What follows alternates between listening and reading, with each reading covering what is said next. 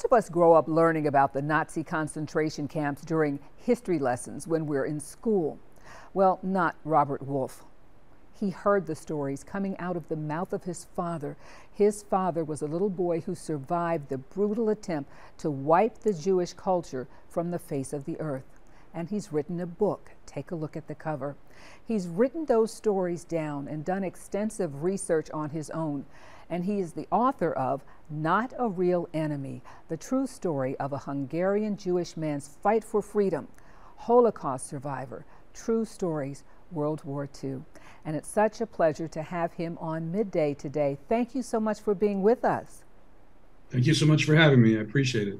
I'm not sure if you've heard, but Georgia lawmakers are getting a lot of support for a law that would give stiffer penalties for anyone committing hate crimes against Jews, because we had seen an increase in that crime. So I wanted you to know that. I love that. I think the perpetrators should be made to read books like mine and others like it. I think that's fantastic. That's the best news I've heard in a week. well, I did some reading, and I read that a lot of Holocaust survivors did not talk about their experiences. I have a picture of your father when he was a little boy. How old were you and your father when he began to share his stories of what happened to him?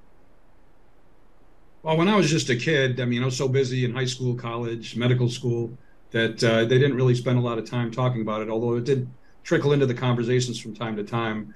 My mom, also a survivor, and most of her family actually survived. She talked about the history more early on in my life.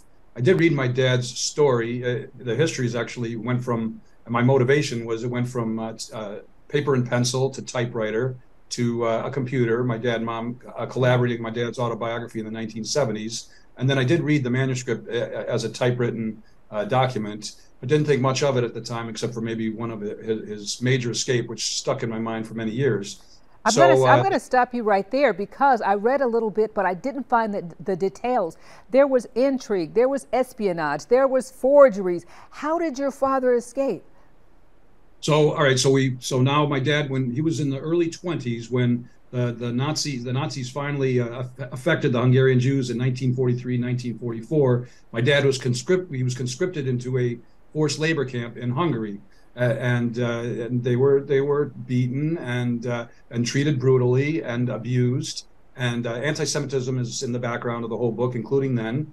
And meanwhile, my dad's parents were corralled and deported to Auschwitz, and he had no idea for months. There was no TV, no radio, no telegrams. And my dad eventually escaped. They were marching from place to place to place. They were starving much of the time.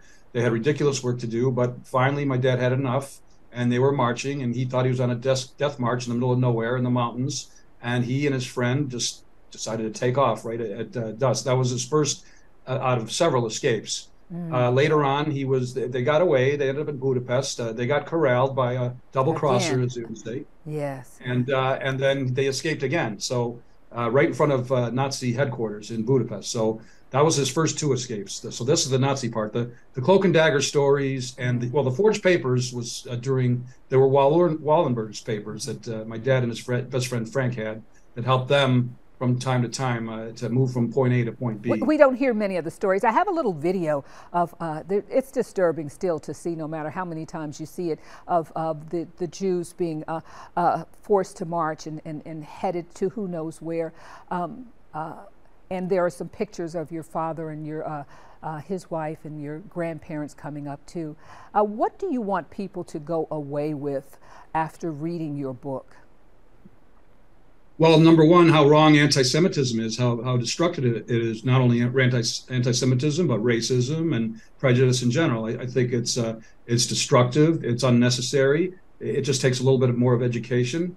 And I want people to realize that as they read the book, as many have, that what happened to my father could happen to any one of us in just a heartbeat. It could be a bad neighbor, a bad local government, a bad federal government, or a bad foreign government that could change your life overnight. So also I want people to appreciate how good it is to live in the free world, and how bad the dark world really is. That the people in my dad's story, the friends you thought were your friends turned out to be his enemies sometimes, and vice versa. There's a lot of messages within the book. Also perseverance and resilience and and how to survive the And most harrowing times. And looking towards the future. Thank you so much for sharing your story with us. Thank you for having me. Appreciate it.